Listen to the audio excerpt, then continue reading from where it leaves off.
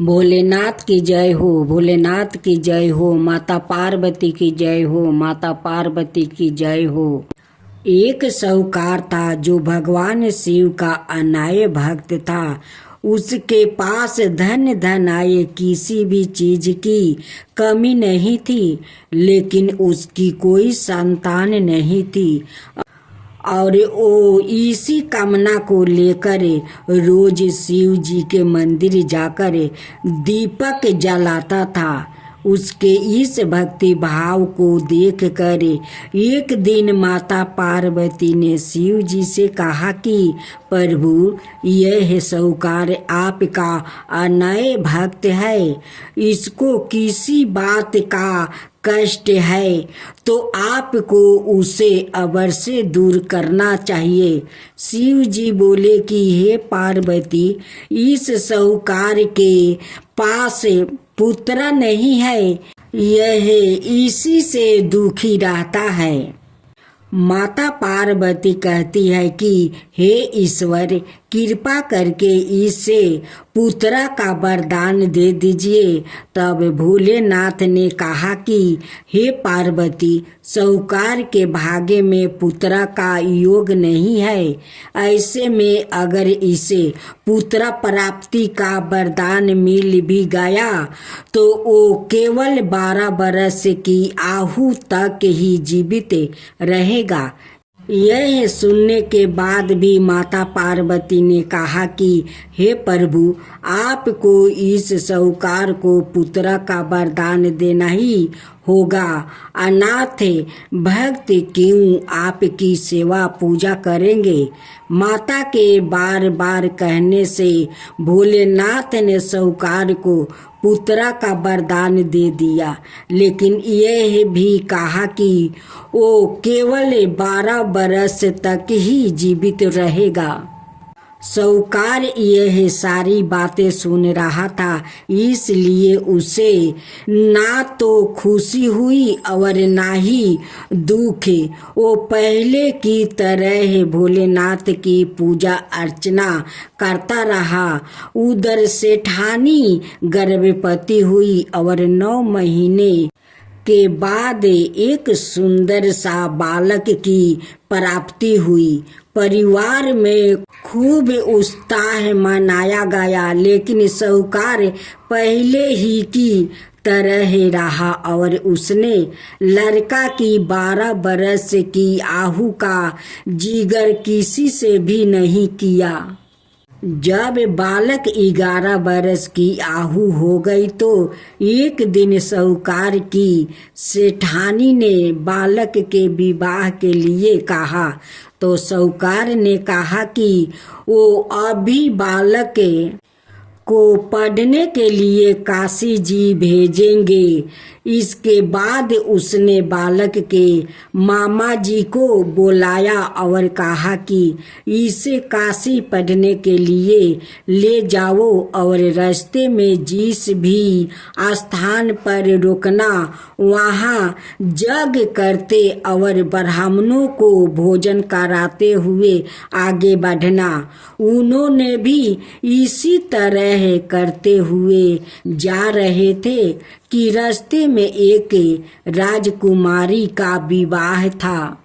जिससे उसका विवाह होने वाला था वो एक आंख से काना था।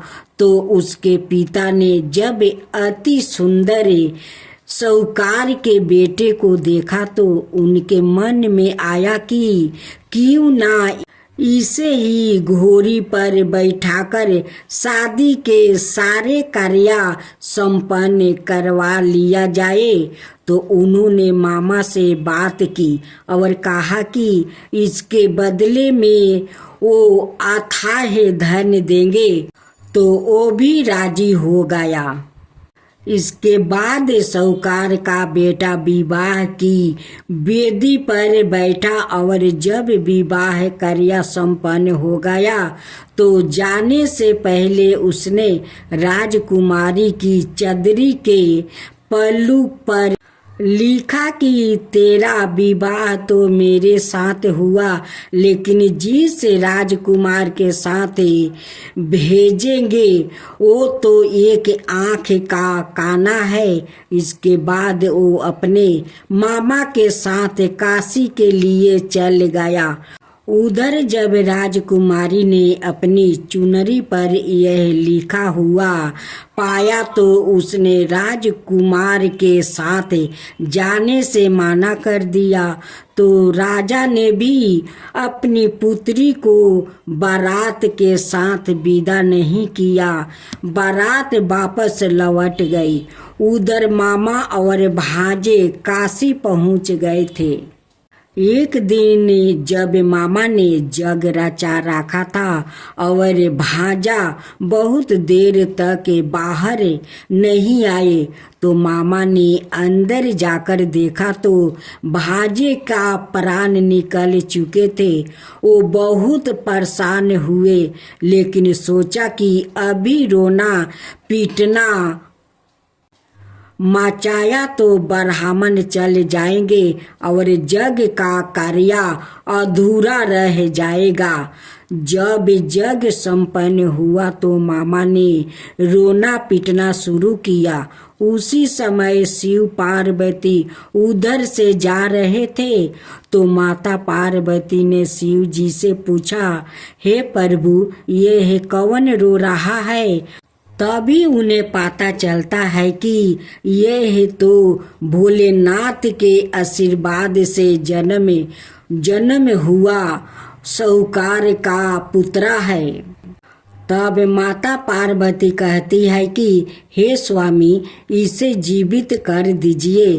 अनाथ रोते रोते इसके माता पिता के प्राण निकल जाएंगे।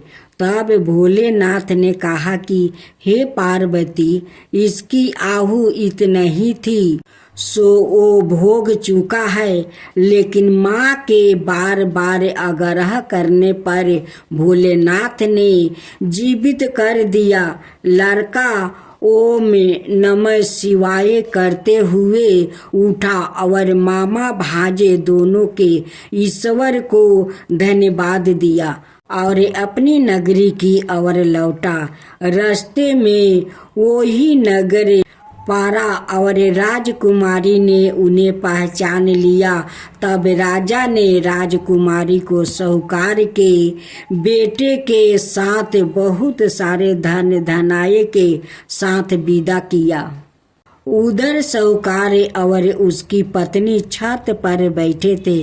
उन्होंने यह प्रण कर रखा था कि यदि उनका पुत्र सकुशल ना लौटा तो वो छत से कूद कर अपना प्राण त्याग देंगे।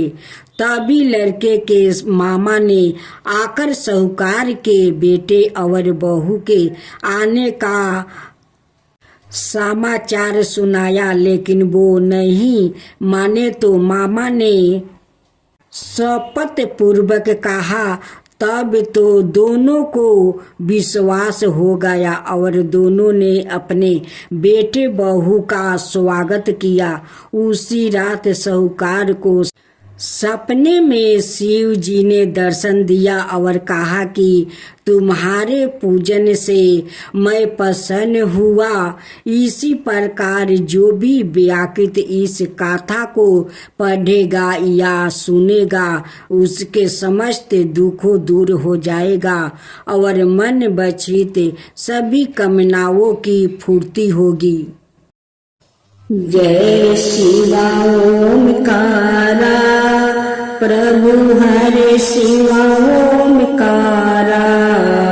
ब्रह्मा विष्णु सदा शिव अर्धंगिनी धारा। ओम जय शिवा ओमकारा। एकानन चतुरानन पंचानन राजे। शिव पंचानन राजे। हंसासन गरुड़ासन विषवाहन साजे। ओम जय शिवा ओमकारा। दो भुज चार चतुर भुज दस भुज अति सोहे तीनों रूप निरखता त्रिभुवन जनि मोहे ओम जय शिवा ओमकारा अक्षर माला बने माला मंदी माला तारी चंदन मृग मद सोहे बोले सुभिकारी ओम जय शिवा ओमकारा श्वेतांबर पीतांबर गंबर अंगे सनकादिके बरे मादिकी भूतादिकी संगे ओम जय शिवा ओमकारा करिके मध्यम कमंडल चक्र त्रिशूल धरता जग करता जग भरता जग पालन करता ओम जय शिवा ओमकारा ब्रह्मा विष्णु सदा शिव जानते अविवेका प्राण बचर के मध्यम यह तीनों एका ओम जय शिवा ओमकारा तीर गुण शिव जी के आरती जो कोई नर गावे शिवा जो कोई नर गावे कहत शिवानंद स्वामी मन भजत शिवानंद स्वामी मन दाचित फल पावे ओम जय शिवा ओमकारा जय शिवा ओमकारा।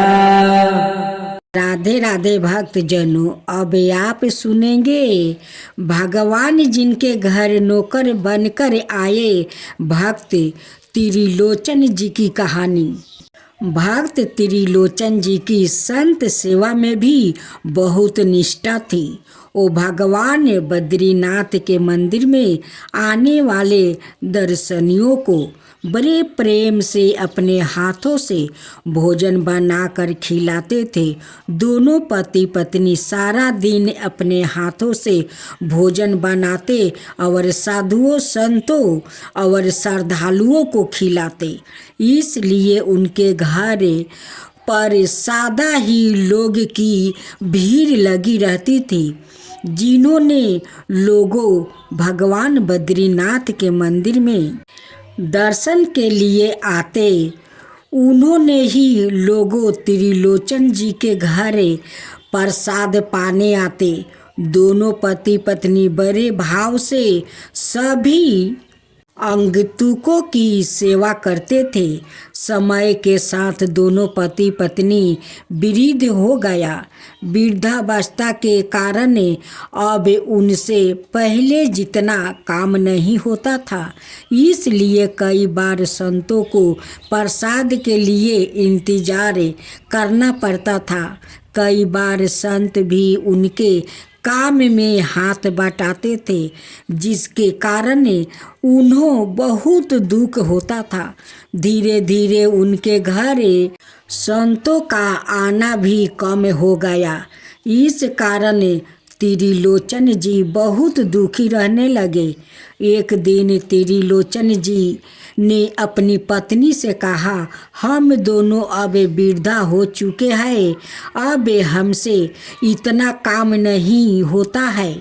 इसलिए क्यों ना हम संतों की सेवा के लिए एक सेवक रख ले, जो संतों की सेवा के काम में हमारी मदद करे। त्रिलोचन जी की पत्नी बोली, यह तो बहुत अच्छा विचार है। अगर सेवक आ जाएगा तो हम पहले की ही तरह संत सेवा कर पाएंगे, लेकिन सेवक ऐसा होना चाहिए जो मन लगाकर साधुओं की सेवा करे। त्रिलोचन जी ने कहा, ठीक है। त्रिलोचन जी ने अपने घर के बाहर बड़े बड़े अक्षरों में लिख दिया, यहाँ संत सेवा के लिए एक सेवक की आवश्यकता है। कोई सेवा भाव व्याकृत भीतर आकर संपर्क करे।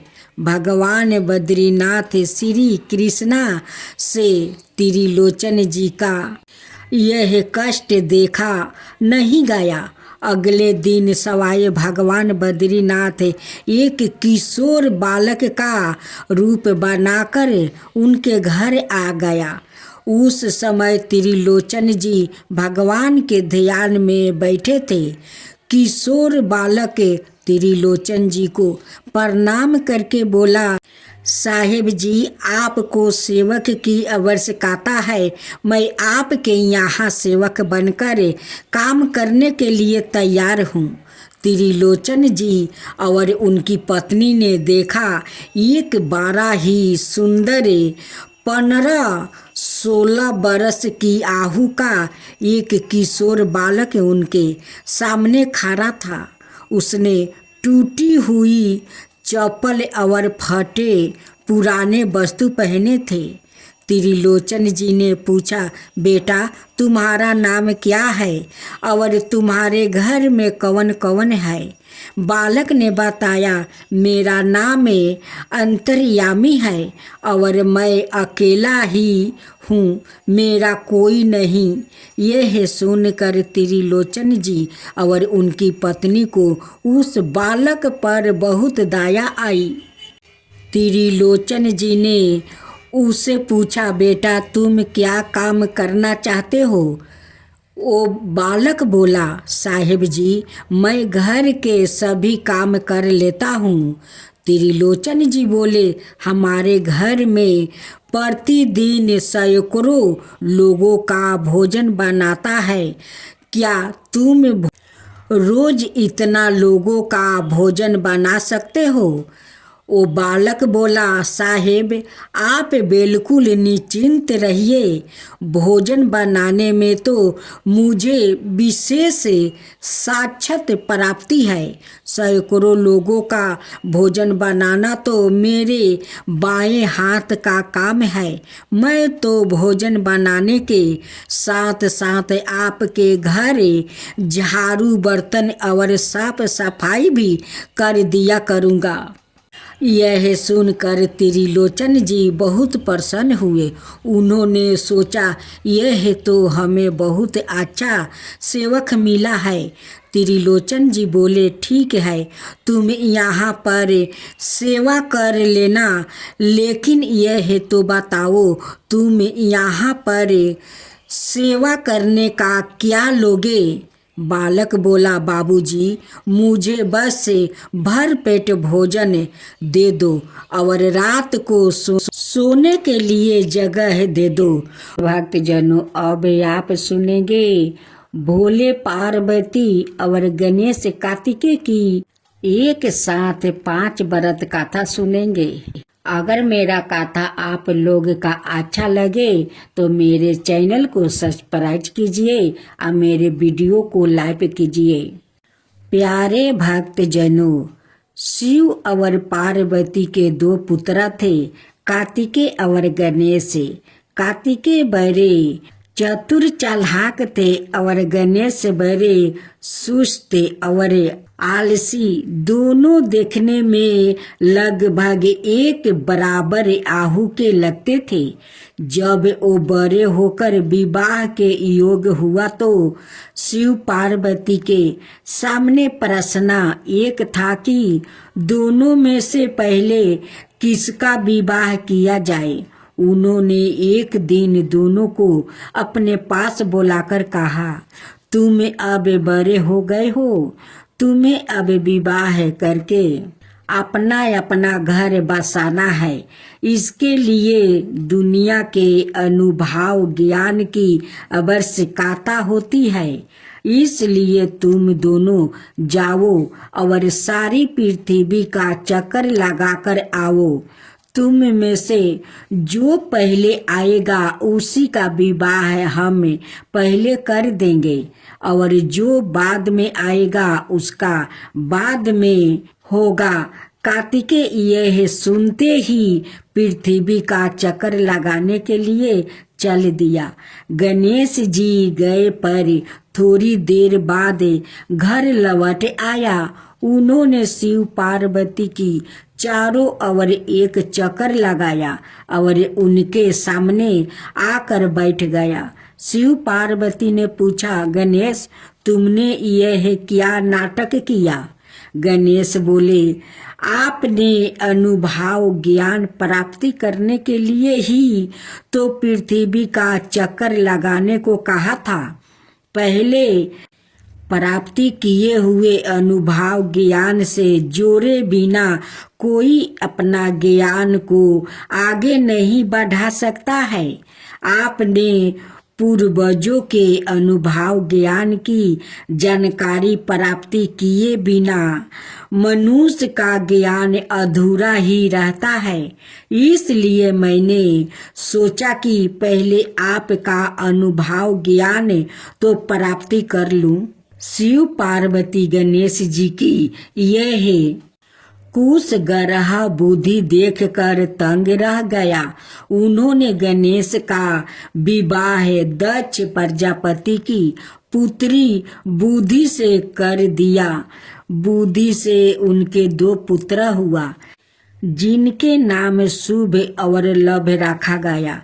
कार्तिकेय जब पृथ्वी का चक्कर लगाकर लौटा तो मन ही मन बहुत प्रसन्न हो रहे थे कि गणेश तो अभी लौटा नहीं होगा, इसलिए उनका विवाह पहले हो जाएगा।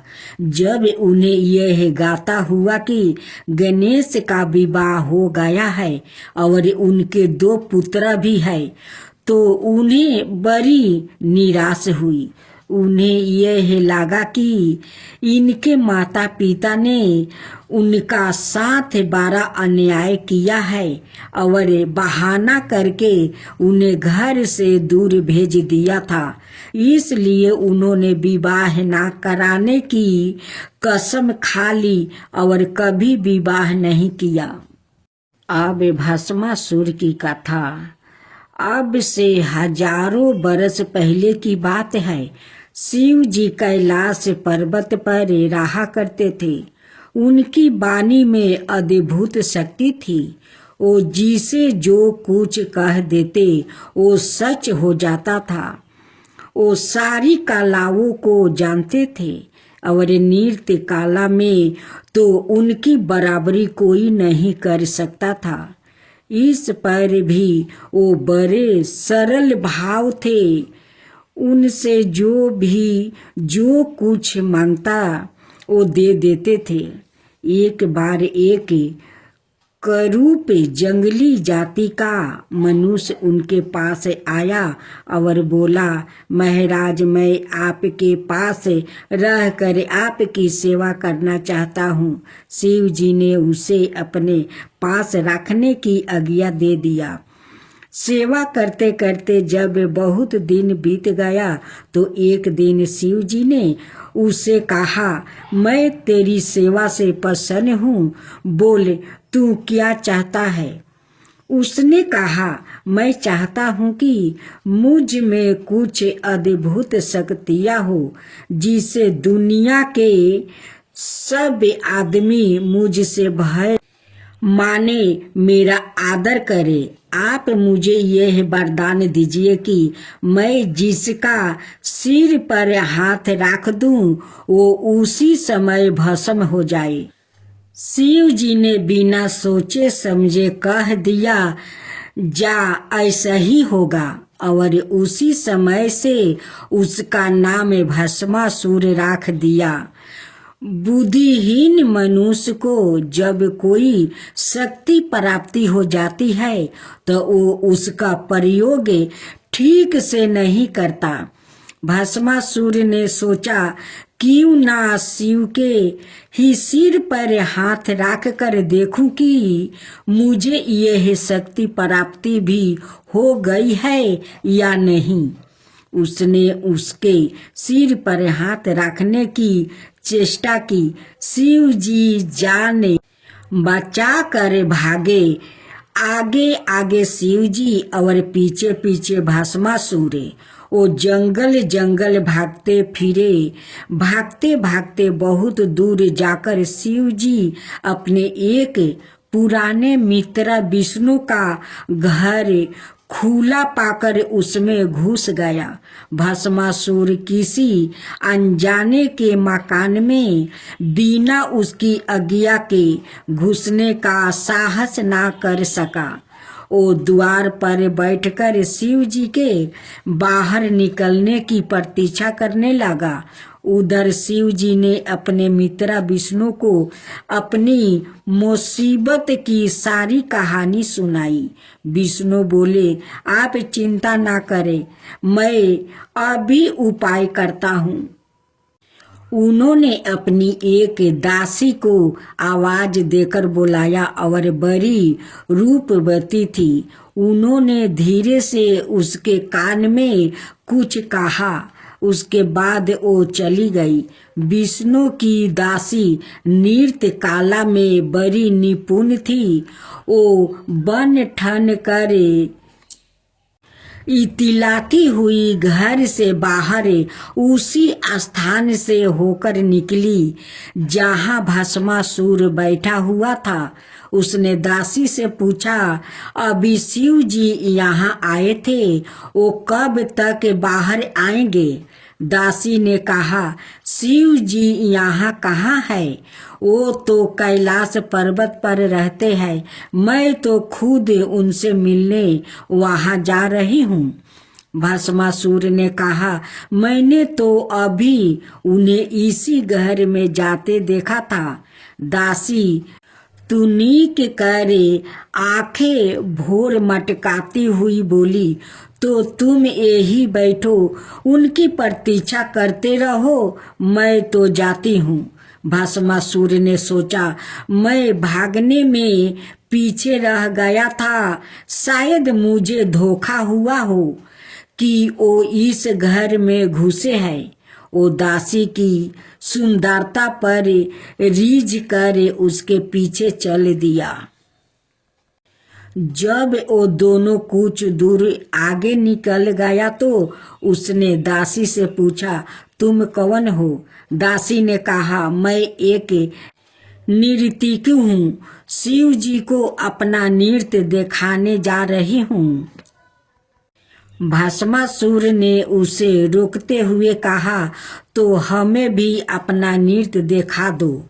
दासी बोली, मैं हर किसी के सामने नृत्य नहीं करती, मैं तो केवल उन्हीं के सामने नृत्य करती हूँ जो मेरी तरह नृत्य कर सकता है। भस्मासुर ने झूठी शान दिखाते हुए कहा, नृत्य तो मैं भी कर सकता हूँ, तुम अपना नृत्य दिखाओ। दासी अपने हाथ पैर हिलाया, कमर लचकाती हुई नृत्य के हावा भाव दिखाने लगी। उसके कहने से भस्मासुर भी उसी तरह नाचने लगा। नाचते नाचते दासी ने अपना एक हाथ सिर पर रख लिया। भस्मासुर ने भी वैसा ही किया। उसका सिर पर हाथ रखना था कि वो ही जल कर भस्म हो गया। दासी घर वापस लौट आई। उसने विष्णु को सारी बात बताई। शिव और विष्णु इस घटना को सुनकर हंसते हंसते लोट मोट हो गया।